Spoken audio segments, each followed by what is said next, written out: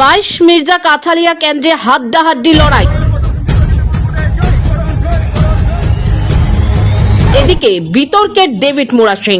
মির্জা কাঠালিয়া রাজাপুর কেন্দ্র ঘিরে ক্রমেই উত্তপ্ত হয়ে উঠেছে নির্বাচনী লড়াই। 2021 সালের নির্বাচনে জয়ী বিজেপি এমডিসি পদ্মলোচন ত্রিপুরা এবারও আসন ধরে রাখতে মরিয়া চেষ্টা চালাচ্ছেন। পদ্মফুল ফের ফোটাতে জোরদার প্রচার, দৌড়ঝাঁপ সবই চলছে জোর কদমে। কিন্তু ময়দানের বাস্তব চিত্র বলছে লড়াই এবার মোটেও সহজ নয়।